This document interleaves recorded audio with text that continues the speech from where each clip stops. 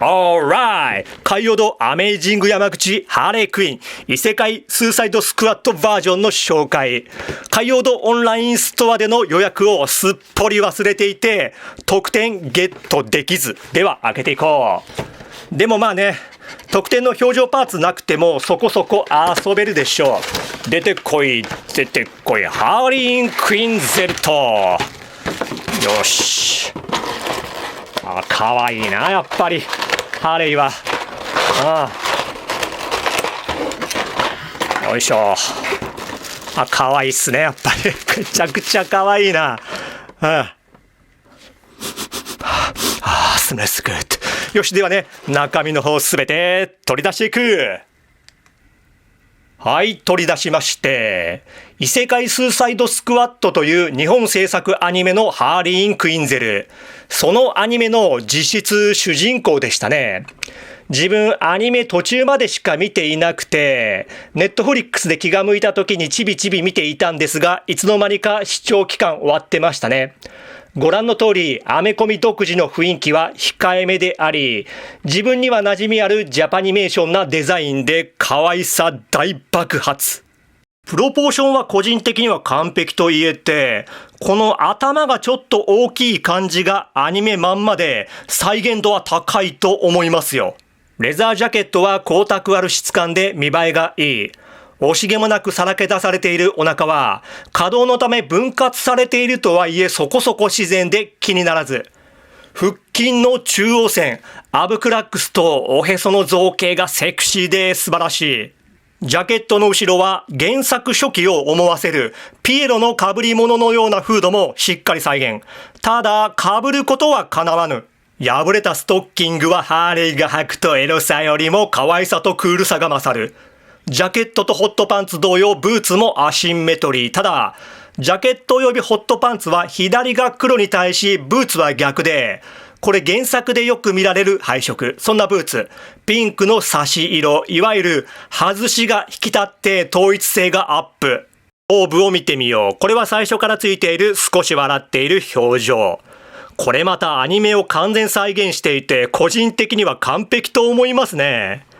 イヤリングやピアスなど綺麗に色分けされている。いや、改めてすごいな。これアニメまんまですよ。そのアニメではこのハーレークイーン、同じ表情をしていないんじゃないかってぐらい表情豊かで、それに倣ってか表情パーツも多数付属。その他パーツは一気に見ていきましょう。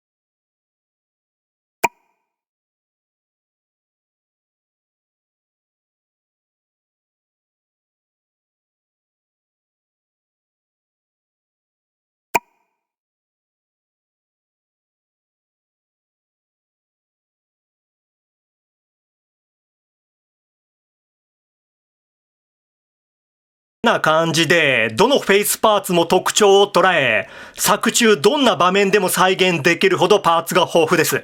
これは遊んでいてめっちゃ楽しいですね。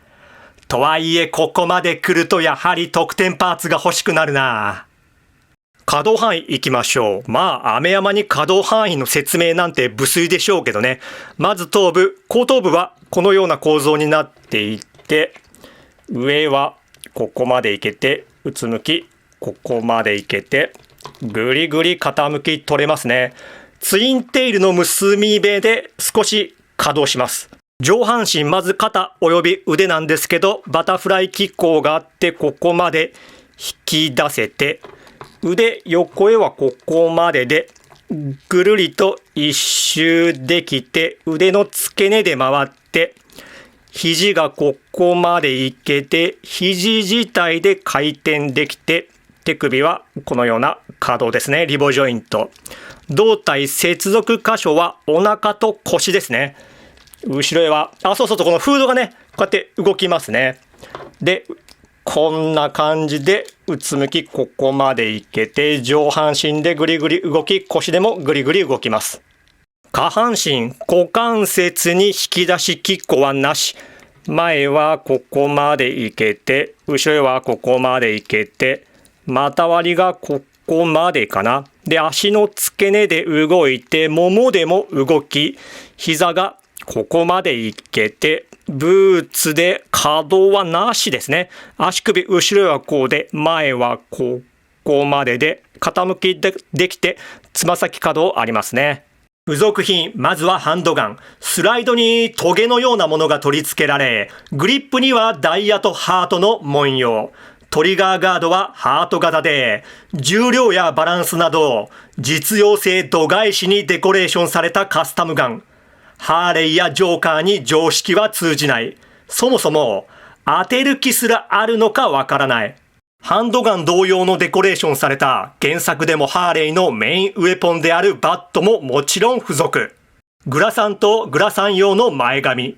グラサンはすべての表情パーツに取り付け可能。そしてハンドパーツ各種。表情パーツ同様、これも豊富で遊びがいがある。では、同じアメイジング山口のハーレークイーンと並べてみる。どちらも良さはありますけども、個人的にはね、今回のハーレー、もうちょっとムチムチ感が欲しい。こっちの太もも見習ってください。お願いします。そして、こちらは個人的にバットマンのアクションフィギュアの中で一番好きなマフェックスのハッシュバットマン。なかなかいいサイズ感。バットマンも異世界転生ならお手の物なんで、もしアニメ第2期あれば来るかバッツ。ジョーカーが最後あんなことになってんなら、ゴッサムでの出来事ではないにせよ、ほっとけないだろうさ。そして最後に、アメイジング山口の愛しのプリンちゃんと並べてみよう。こうなってくると、異世界ジョーカー欲しくなりますね。あのデザインもかなりかっこいいんでね。で、このジョーカーね、過去にもレビューさせてもらっていて、その時には話さなかったんですけど、自分数あるアメコミキャラクターの中で、ジョーカーとハーレーがトップクラスに好きでして、まあね、好きな人もたくさんいると思うんでしょうけど、その理由なんですけど、まずその前に確実に言えるのが、こんな風にはなりたくない、こんな人間には絶対ならない、ある種のその反面教師というか、多山の石とでも言いましょうか。そういう面がほとんどなんですけどね。でもね、ハーレーやジョーカーのような生き方に憧れている自分がいるんですよ。もちろんね、もちろん人様を傷つけ迷惑をかけるとかは論外ですよ。そこは断じて違いますからね。世の中なんぞ常にままならんもの。そんな人生において他人からの意見に左右されず、思ったこと、言いたいことを言い散らかし、行動したいように行動し、生きたいように生きまくり、誰にも縛られず自由を謳歌する。そこがジョーカーやハーレーに憧れているゆえんでありまして。で、ここでね、ちょっと暗い話になりますが、自分ね、両親をほぼ同時に亡くしていまして、で、その時に俺全く泣かなかったんですよ。涙一つ出なかった。まあ、いい大人でもあったというのもあるんですがね、めちゃくちゃ悲しかったのは間違いないんですけどもね。まあ、いつか訪れるとはいえ、急に同時に愛しい人を亡くすという現実と向き合った時ね、俺ね、これからの人生、笑おうって、笑いまくって、ふざけ倒してやろうと、喜怒哀楽のうち、愛とどう捨てて生きてやろうって思い至りまして、それはね、悲しみを無理して笑顔でことするのでは決してなく、なんていうか、真面目なんてクソくらえ的な心構えになったというか、まあもともとそういう性格だったというのもあるんでしょうが、感動の涙や悲しみの涙は今の俺は嫌悪感がありますよ。憎悪すら抱きますね。そういった意味ではハーレーやジョーカーのようにどんな場面でも笑っていきますよ、俺は。はい、では終わります。今回も本当にありがとう。バイビー。